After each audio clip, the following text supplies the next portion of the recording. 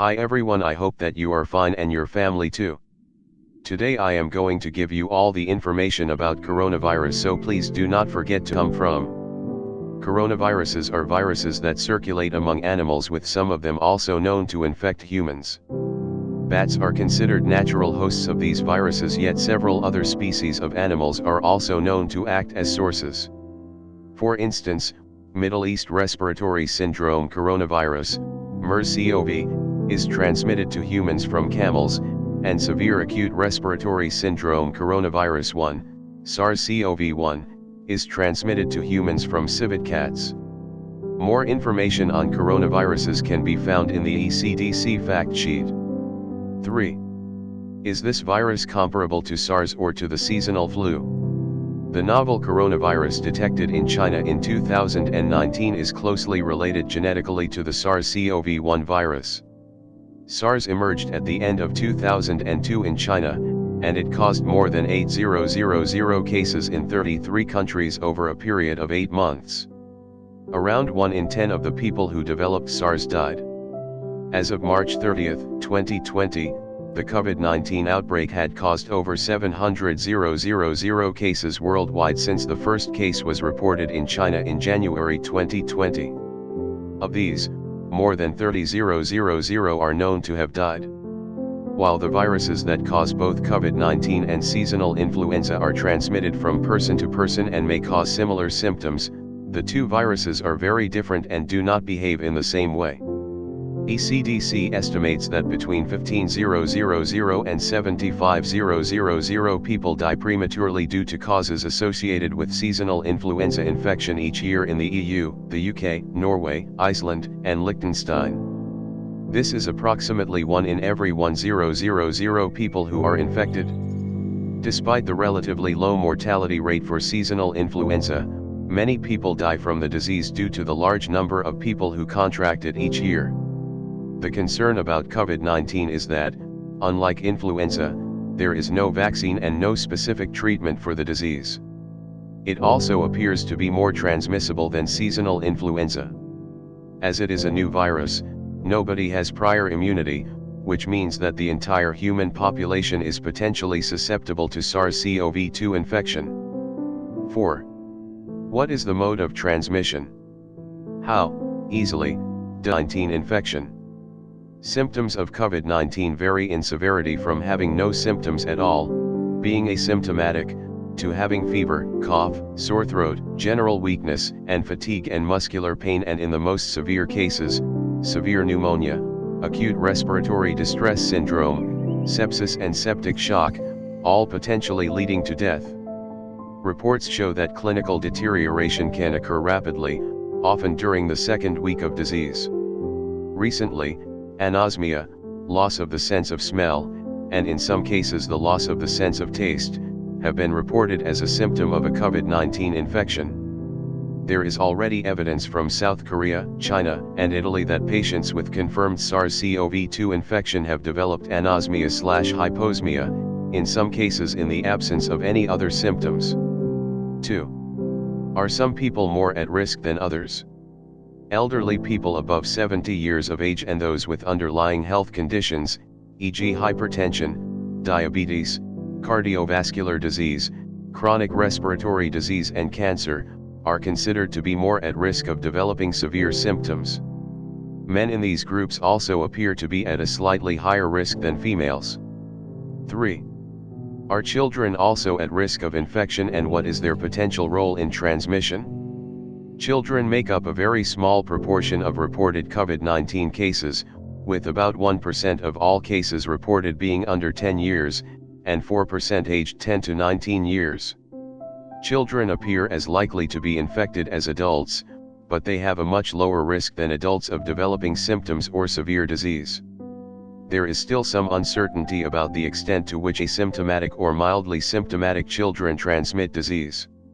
ECDC will continue to monitor the emerging scientific literature on this question, and suggests that all pregnant women follow the same general precautions for the prevention of COVID-19, including regular hand washing, avoiding individuals who are sick, and self-isolating in case of any symptoms, while consulting a healthcare provider by telephone for advice. 5. Is there a treatment for the COVID-19 disease? There is no specific treatment or vaccine for this disease. Healthcare providers are mostly using a symptomatic approach, meaning they treat the symptoms rather than target the virus, and provide supportive care, e.g. oxygen therapy, fluid management, for infected persons, which can be highly effective.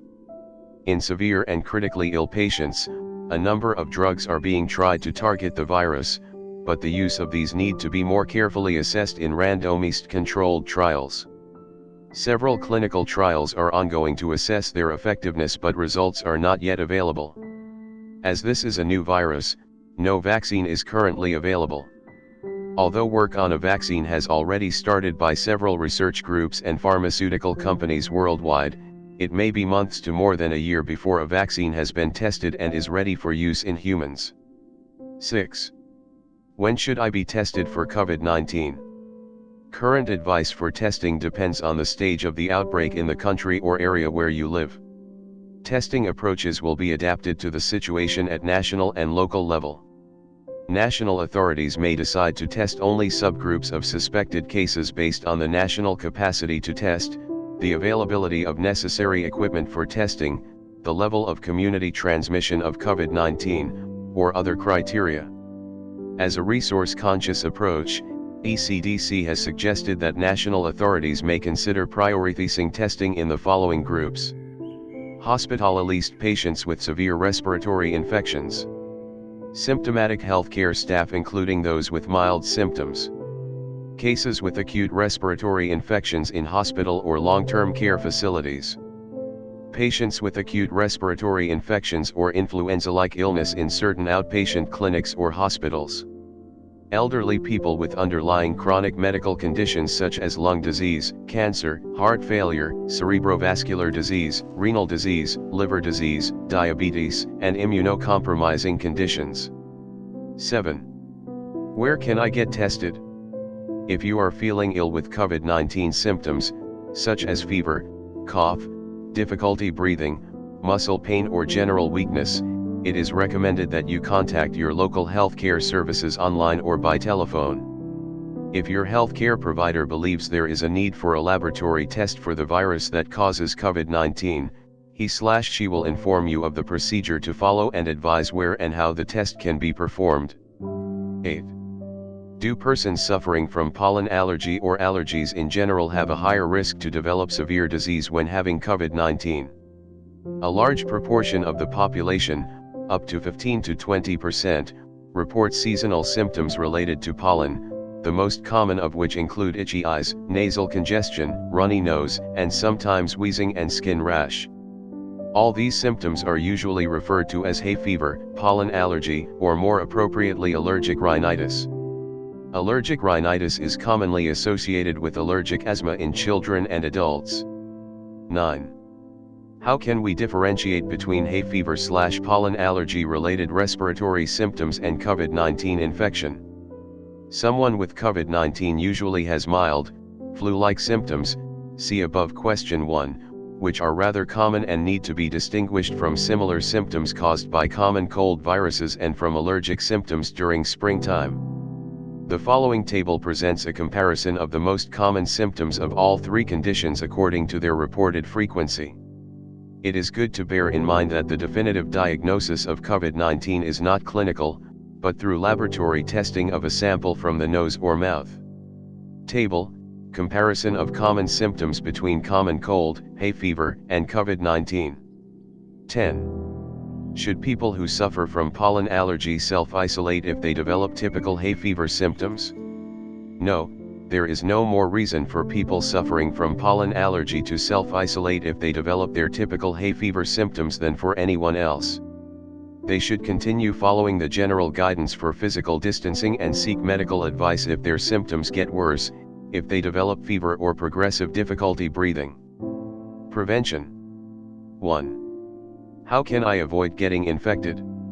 The virus enters your body via your eyes, nose, and/or mouth, so it is important to avoid touching your face with unwashed hands. Washing of hands with soap and water for at least 20 seconds, or cleaning hands thoroughly with alcohol-based solutions, gels, or tissues is recommended in all settings.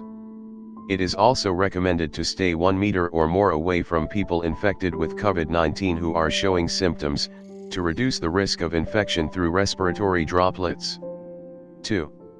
How can I avoid infecting others? Cough or sneeze into your elbow or use a tissue. If you use a tissue, dispose of it carefully after a single use. Wash your hands with soap and water for at least 20 seconds. Stay 1 meter or more away from people to reduce the risk of spreading the virus through respiratory droplets. If you feel unwell, stay at home. If you develop any symptoms suggestive of COVID-19, you should immediately call your healthcare provider for advice. 3. What is physical distancing and why and how should I do it? Physical distancing aims to reduce physical contact between potentially infected people and healthy people, or between population groups with high rates of transmission and others with low or no level of transmission. The objective of this is to decrease or interrupt the spread of COVID-19. These measures can include the full or partial closure of educational institutions and workplaces, limiting the number of visitors and limiting the contact between the residents of confined settings, such as long-term care facilities and prisons, cancellation, prohibition, and restriction of mass gatherings and smaller meetings, mandatory quarantine of buildings or residential areas, internal or external border closures, stay-at-home restrictions for entire regions or countries. Thanks for watching and please do not forget to make a subscribe.